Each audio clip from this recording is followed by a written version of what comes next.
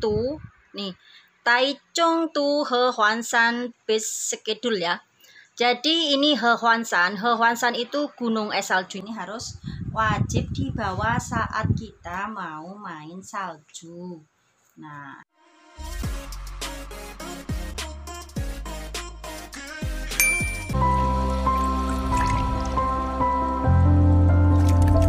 Assalamualaikum warahmatullahi wabarakatuh, teman-teman. Selamat malam. Di sini malam ya, teman-teman, mau tidur.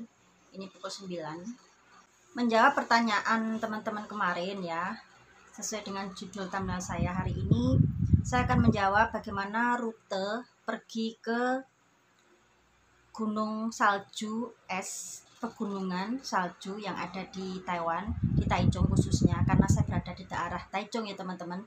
Taichung, Taiwan, daerah tengah. Saya di sini akan kasih petunjuk sejelas-jelasnya. Nanti kalau kurang jelas, nanti saya akan taruh di komunitas ya teman-teman. Rutenya itu base-nya, jamnya berapa. Tapi saya akan klarifikasi lagi bahwa karena ini pandemi, itu ada perubahan sedikit teman-teman, dan itu tidak tentu. Makanya nanti selanjutnya saya akan kasih klarifikasi ya teman-teman, agar kalian tidak kecewa nanti kalau berada di puncak gunung sana.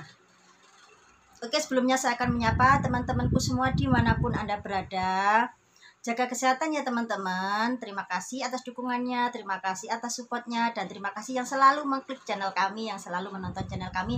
Saya ucapkan banyak-banyak terima kasih. Tanpa kalian semua, sahabat onlineku semua, teman-teman semua, keluarga blasteran di Taiwan tidak sampai sekarang ini ya teman-teman, walaupun kita berada dalam keadaan berjauhan. Terima kasih yang banyak. Jika kalian suka, mohon komen, like, dan share, subscribe. Terima kasih sebelumnya.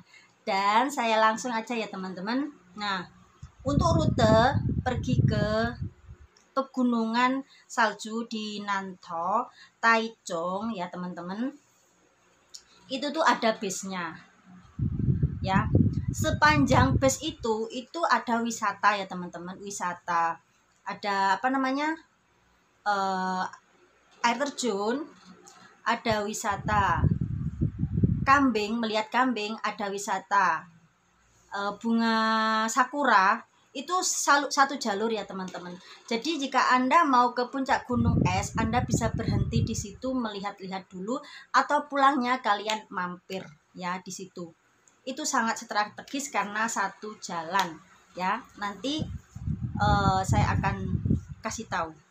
Karena memang masa ini ya teman-teman, masa pandemi itu dibatasi ya teman-teman, tidak seperti awal dulu. Misalkan jadwalnya begini sekian, itu apa namanya, tepat waktu. Kalau sekarang tidak teman-teman. Jadi sebelum Anda naik bus dari stasiun Taichung, Anda tanyakan dulu ke supir atau tanya dulu ke loket untuk naik bus ya ke gunung es, itu bisa nyampe ke sana enggak. Karena waktunya tidak misalkan satu hari. Dulu satu hari itu 4 kali 5 kali ya teman-teman. Sekarang kayaknya cuma 3 kali, dan itu tidak pasti. Nah, makanya Anda pertanyakan dulu ya, sebelum kalian itu kecewa nanti di sana ya teman-teman. Nah, ini jam-jamnya ya teman-teman ya. Ini waktu nih, Taichung tu Hehuanshan base schedule ya. Jadi ini Hehuanshan itu gunung es saljunya itu ya teman-teman. Nah, ini ya Taichung Station ya. Ada puli station, Wuse Qingqing Farm. Nah, ini yang tulisan Qingqing Farm ini ya, Qingqing Farm. Ini wisata yang asik banget teman-teman ya, sangat asik. Jadi nanti Anda bisa turun di sini dulu atau pulangnya mampir di sini dulu. Ini sangat asik ya. Ada apa, domba. Kalau kita kambing gitu ya teman-teman, yang berbulu domba itu. Nah ini Cifeng ini di puncaknya ya teman-teman, yang terakhir ini. Nah, ini sekarang cuma 3 kali sehari gitu. Ini kan Ini rutenya juga ada. Jadi kalian ke stasiun Taichung itu beli tiket yang ke arah Qingqin Farm ya, Puli Station, Taichung Puli Station, dan itu base-nya terbatas ya teman-teman. Jadi sekarang itu base-nya terbatas, cuma 3 kali kan, kalau dulu sampai 5 kali ke arah itu Puli. Nah, jadi ya kalian harus ke loket dulu. Kalau pesen itu bisa ya teman-teman lewat online, tetapi takutnya gimana ya, waktunya itu loh nggak tepat, karena masih kayak di Toyen gitu, penerbangan gimana seperti itu, gonta-ganti ya teman-teman jadwalnya. Jadi Anda mending kalian ya cari teman terus nyewa mobil kayak gitu ya teman-teman. Penyewaan mobil kayak gitu untuk ke puncak gunung es. Nah, sekalian kasih tahu juga, ke puncak gunung es waktu turun salju itu ya teman-teman, itu kalian harus bilang sama yang punya itu penyewaan mobil.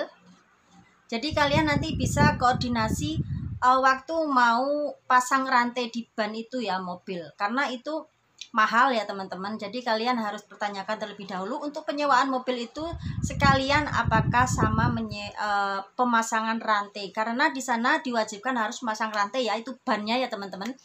Ban yang kita naiki mobil itu kita harus pasang rantai, karena apa, tidak bisa naik ke atas ya. Waktu salju itu tebal ya teman-teman, pengalaman saya tahun kemarin itu, jadi kita harus pasang rantai belakang dan depan, dan masing-masing satu ban cuma satu ya, itu 1.500 ya teman-teman. Jadi 2 ban depan itu 3.000, jadi ditambah 4 ban itu 6.000 teman-teman. Jadi Anda harus benar-benar saling kerjasama sama teman kayak gitu, jadi lebih murah.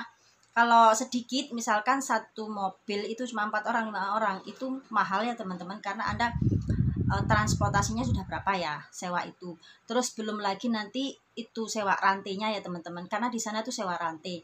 Kecuali kalau penyewa mobil itu tersebut punya rantai sendiri, dipasang sendiri nanti di sana, itu mungkin lebih murah. Jadi Anda pertanyakan ke penyewaan mobilnya tersebut apakah punya rantai untuk pasang sendiri, ataukah nanti di sana di tempat di apa mau ke gunung esnya itu, nanti kita di bawah itu ada pemeriksaan bahwa kalian disuruh mobilnya itu dipasang rantai seperti itu. Jadi untuk dipasang rantai di sana ada penyewaan ya teman-teman. Beli juga ada tapi lebih mahal.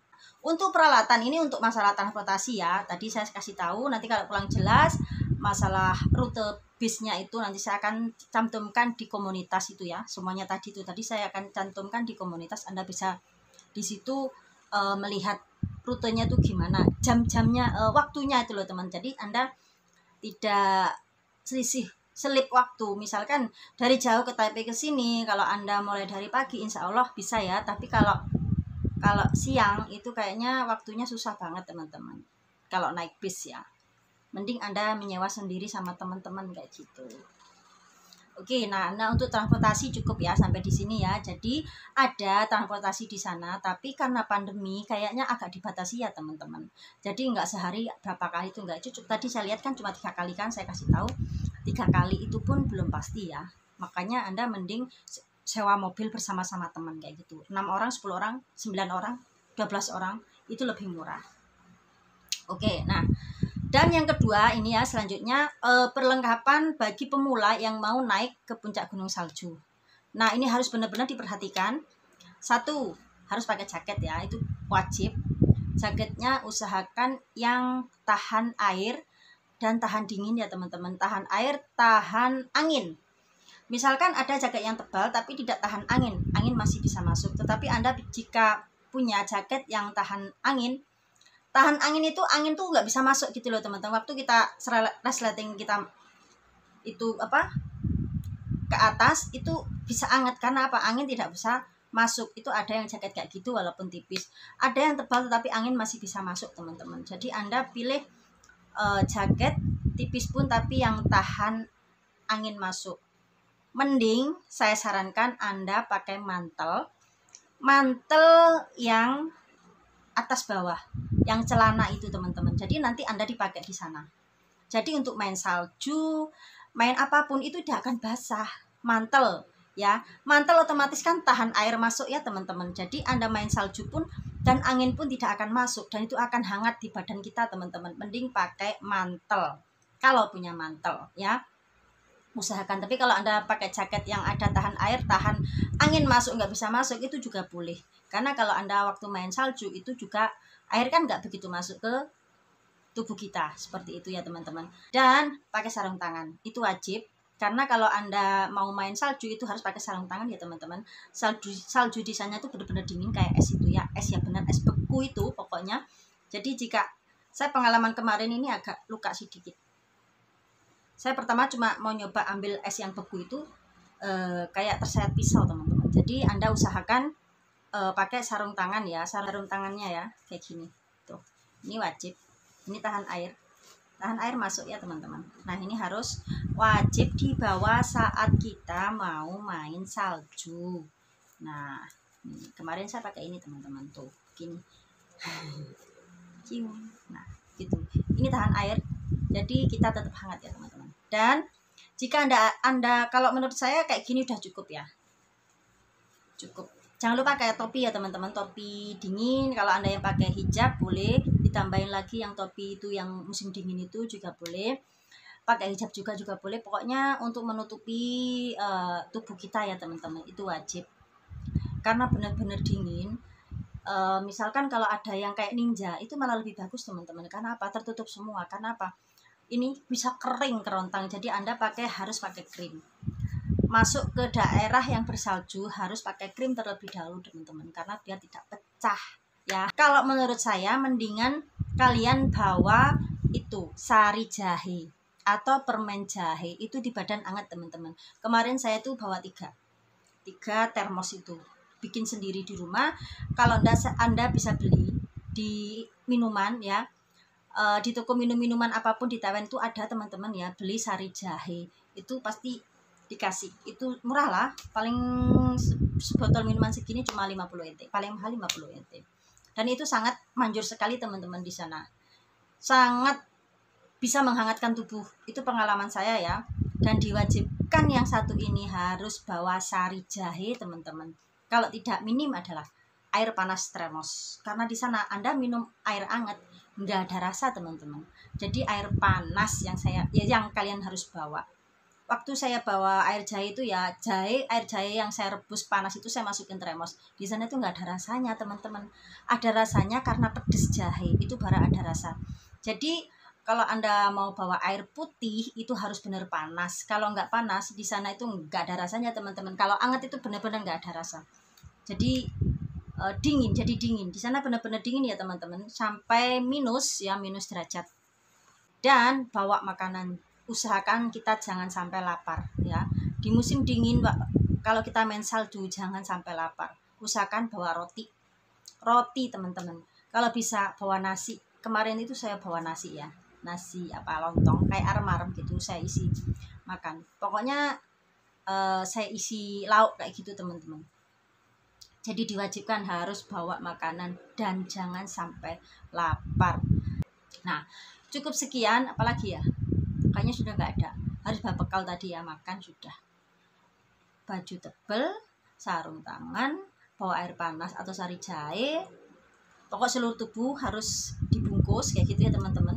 Oke, terima kasih. Sekali lagi banyak-banyak terima kasih. Ya itu tadi klarifikasi dari saya bagaimana rute ke sana dan perlengkapan apa yang perlu dibawa untuk naik ke puncak gunung es bagi pemula. Terima kasih, cukup sekian. Sekali lagi ya teman-teman, jangan lupa like, komen, dan subscribe. Tekan tombol loncengnya agar kalian tidak ketinggalan video selanjutnya dari kami. Untuk kritik saran ya tolong ditulis di kolom komentar ya teman-teman. Dan untuk penjelasan rutenya nanti, base-nya, jamnya itu gimana, saya akan tulis di komunitas. Sekali lagi nanti bisa kalian lihat di komunitas. Terima kasih. Wassalamualaikum warahmatullahi wabarakatuh. Dadah.